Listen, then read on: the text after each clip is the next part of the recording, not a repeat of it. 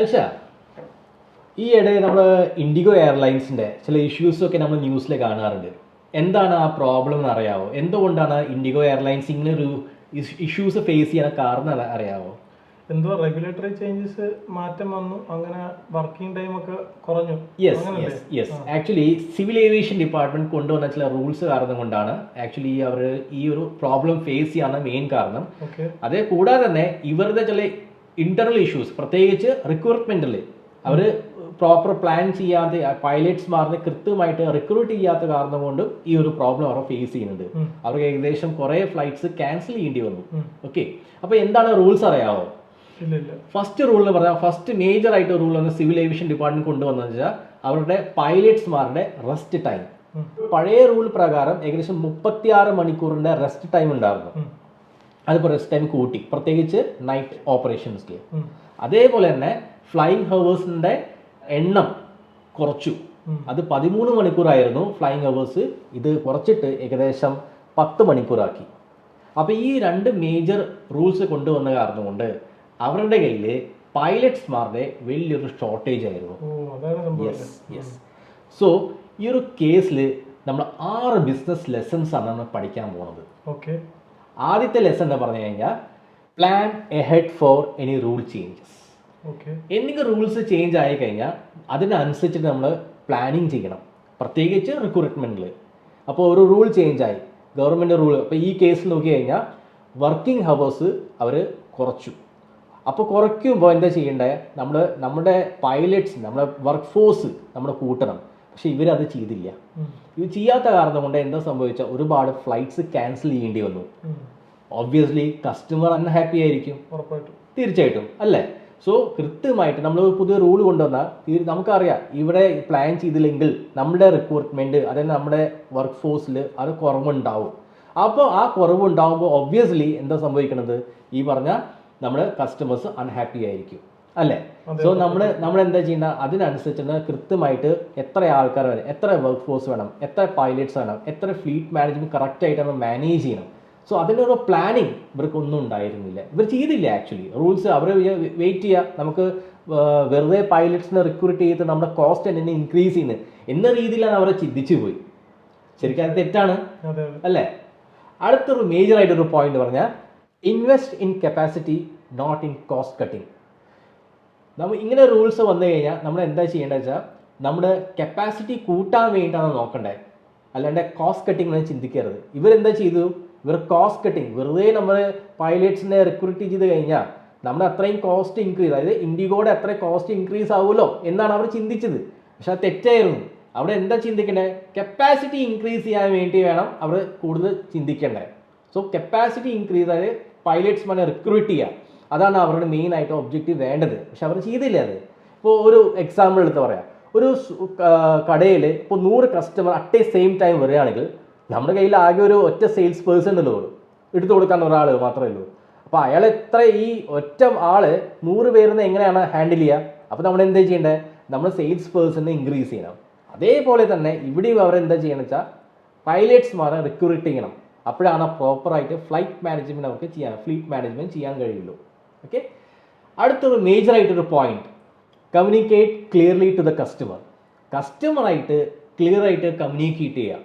എന്തുകൊണ്ടാണ് ഫ്ലൈറ്റ്സ് ഒക്കെ ക്യാൻസൽ ആവുന്നത്, എന്ത് കാരണം കൊണ്ടാണ് ആക്ച്വലി ഇങ്ങനെ ഡിലേ ഉണ്ടാവുന്നത്, അത് കൃത്യമായിട്ട് കസ്റ്റമറിനെ അവർ പറഞ്ഞ് അവർക്ക് കമ്മ്യൂണിക്കേറ്റ് ചെയ്യണം. ഇന്ന് പല രീതിയിലുള്ള സംവിധാനങ്ങളുണ്ടല്ലോ, വാട്സപ്പ് ഉണ്ട്, SMS ഉണ്ട്, ഇമെയിൽ ഉണ്ട്. പല രീതിയിൽ കസ്റ്റമേഴ്സ് അത് മുൻകൂട്ടി അറിയിക്കുക, ഇന്ന് കാരണം കൊണ്ടാണ് ഡിലേ ഉണ്ടാവണമെന്ന് പറഞ്ഞാൽ കൃത്യമായിട്ട് അത് കസ്റ്റമറിനെ കമ്മ്യൂണിക്കേറ്റ് ചെയ്യണം. അത് ക്ലിയർ ആയിട്ട് അവർ മെൻഷൻ ചെയ്തിട്ടില്ല. അതുകൊണ്ട് തന്നെ പലർക്ക് അവർ എയർപോർട്ടിൽ എത്തുമ്പോഴാണ് മനസ്സിലാവുക ഫ്ലൈറ്റ് ഡിലേ ആണ്. എന്തുകൊണ്ടാണ് വീട്ടിൽ ഇറങ്ങുന്ന മുമ്പേ തന്നെ അത് ഈ ഒരു ഇൻഫോർമേഷൻ കൊടുക്കുമ്പോൾ അവർ കുറച്ചും കൂടി കസ്റ്റമർ കണക്റ്റഡ് ആണ് അവർക്ക് കാണിക്കാൻ കഴിയൂ. ഇവിടെ എന്താ സംഭവിച്ച് കസ്റ്റമർ ഡിസ്കണക്ട് ആയിക്കൊണ്ടിരിക്കുകയാണ്, അല്ലേ? അടുത്തൊരു മേജർ ആയിട്ടൊരു പോയിന്റ് ഉണ്ട്, മോണിറ്റർ ദ റിസ്ക്. നമ്മൾ റിസ്ക് കറക്റ്റായിട്ട് മോണിറ്റർ ചെയ്യണം. കാരണം വെച്ചാൽ ഈ റിസ്ക് ഓരോ മാനേജ്മെന്റ് ഫങ്ഷൻസിൽ ഇത് ആപ്ലിക്കബിൾ. ഇത് ഓപ്പറേഷൻസിൽ എഫക്റ്റ് ചെയ്യും, ഫൈനാൻസിൽ എഫക്റ്റ് ചെയ്യും, മാർക്കറ്റിങ്ങിൽ എഫക്റ്റ് ചെയ്യും.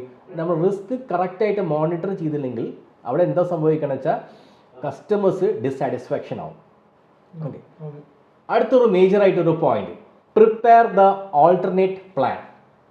ഈ ഒരു ക്രൈസിസ് ഉണ്ടാകുമ്പോൾ നമ്മൾ എപ്പോഴും ഒരു പ്ലാൻ ബി നമ്മുടെ കയ്യിലുണ്ടാവും. ക്രൈസിസ് ഒക്കെ ഉണ്ടായി, ഇനി എങ്ങനെയാണ് ഈ ക്രൈസിസിൽ നമ്മൾ പുറത്തേക്ക് ഇറങ്ങുക എന്ന രീതിയിലുള്ള ഒരു പ്ലാൻ ബി എപ്പോഴും മാനേജ്മെൻറ്റിൽ ഉണ്ടാവുന്നു. പക്ഷേ ഇൻഡിഗോ എയർലൈൻസ് ആ ഒരു പ്ലാൻ ബി അല്ലെങ്കിൽ ഒരു ആൾട്ടർനേറ്റീവ് ആയിട്ടൊരു പ്ലാൻ അവർ ഉണ്ടാക്കിയിട്ടുണ്ടായിരുന്നില്ല. അതുകൊണ്ടാണ് ഇത്രയും ഇഷ്യൂസ് ഉണ്ടായുള്ള ഒരു കാരണം. അടുത്തൊരു മേജറായിട്ട് വേറൊരു പോയിന്റ് ഉണ്ട്, don't ignore the internal staff concern. അവരുടെ ഓർഗനൈസേഷനിൽ തന്നെ മിഡിൽ ലെവൽ മാനേജേഴ്സ് ആയിട്ടുള്ള ഒരുപാട് എംപ്ലോയീസ് ഉണ്ടായിരുന്നു. അവർ മാനേജ്മെൻറ്റിനടുത്ത് ഈ ഒരു കൺസേൺ പറഞ്ഞു, നമ്മൾ റിക്രൂട്ട്മെൻറ്റ് ചെയ്തില്ലെങ്കിൽ ഇന്ന പ്രോബ്ലം ഉണ്ടാവും എന്ന് ഓൾറെഡി അവർ പറഞ്ഞിരുന്നു. പക്ഷെ മാനേജ്മെൻറ്റ് അതൊന്നും കാര്യമാക്കിയില്ല. അവർ കോസ്റ്റ് കട്ടിങ് ചിന്തിച്ചു. അങ്ങനെ ഇത്രയും ഇഷ്യൂസ് ഉണ്ടായുള്ള മേജർ റീസൺസ്.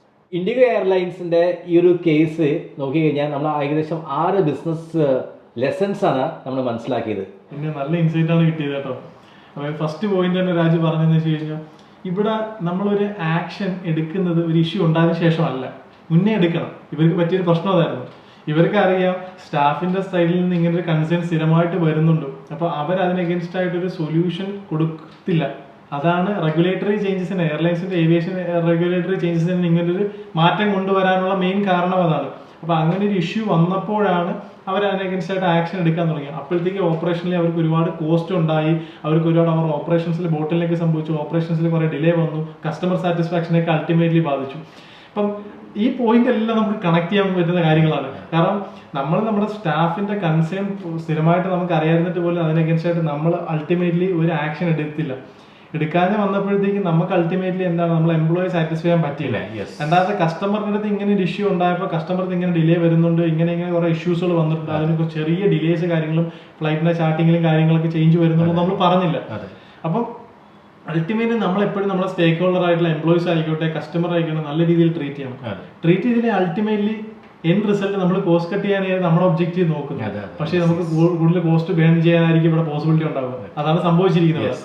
നല്ല ബിസിനസ് ലെസൺസ് ആണ് നമുക്ക് ഇതിന് പഠിക്കാൻ പറ്റിയത്. അപ്പം ഇങ്ങനെ ഓരോ കേസ് എടുക്കുമ്പോഴും എന്തെങ്കിലുമൊക്കെ ഒരു നമുക്ക് പുതിയ കാര്യങ്ങൾ അതിൽ നിന്ന് ടേക്ക് അവേസ് എടുക്കാനാണ്. നമ്മുടെ സാധാരണക്കാരെ ഏതൊരു ഓണ്ടർപ്രണറും ഇതിനെക്കുറിച്ച് ആക്ഷൻ എടുക്കണം. ഇങ്ങനെ ഒരു കാര്യം കണ്ടു, അതിനെക്കുറിച്ച് കുറെ കാര്യങ്ങൾ മനസ്സിലാക്കി, കുറെ കാര്യങ്ങൾ ഇങ്ങനെ ചെയ്യണമെന്ന് പറയുന്നു എന്നല്ലാതെ ആക്ഷൻസ് എടുക്കുന്നില്ല. ഇപ്പൊ റിക്രൂട്ട്മെന്റ് പറഞ്ഞു, റിക്രൂട്ട്മെന്റ് ബേസിൽ പോലും നമ്മൾ പറയും, നോർമലി നമ്മൾ പറയും 360 ദിവസം റിക്രൂട്ട്മെന്റ് എന്നൊരു ഇനിഷ്യേറ്റീവ് നടക്കണം ഒരു സ്ഥാപനത്തിൽ. അവിടെ HR മാനേജർ എന്നൊരാളുണ്ടെങ്കിൽ അവിടെ 360 ദിവസം നടക്കേണ്ട കാര്യമാണ്. കാരണം ഒരാൾ പോയി കഴിഞ്ഞിട്ടാണ്, അല്ലെങ്കിൽ ഒരാൾ നോട്ടീസ് പീരീഡിൽ സെർവ് ചെയ്യുന്ന സമയത്താണ് പുതിയ റിക്രൂട്ട്മെന്റ് നടക്കുന്നത്. അതൊക്കെയാണ് ഓട്ടോമാറ്റിക്കലി പ്രശ്നങ്ങൾ വരുന്നത്. പ്രത്യേകിച്ച് എയർലൈൻസിലാകുമ്പോൾ അറിയാം, അവിടെ ക്വാളിറ്റി ആയിട്ടുള്ള ഒരാളെ വേണം ഓൺ ബോർഡ് ചെയ്യാം. അപ്പോൾ പ്രാക്ടിക്കലി ടെക്നിക്കലി എല്ലാം ടെസ്റ്റ് ചെയ്തിട്ട് എഫക്റ്റീവ് ആയിട്ടുള്ള ഒരാളെ നമുക്ക് ഓൺ ബോർഡ് ചെയ്യാൻ പറ്റുള്ളൂ. അപ്പം അൾട്ടിമേറ്റ്ലി നമുക്ക് ഈ കാര്യങ്ങളൊക്കെ നല്ല കീ ടേക്കേഴ്സ് ആണ് ഇവിടുന്ന് എടുക്കാൻ പറ്റിയിട്ടുള്ളത്. വളരെ നല്ലൊരു ഇൻസൈറ്റ് ആണ് രാജു തന്നത്. Thank you.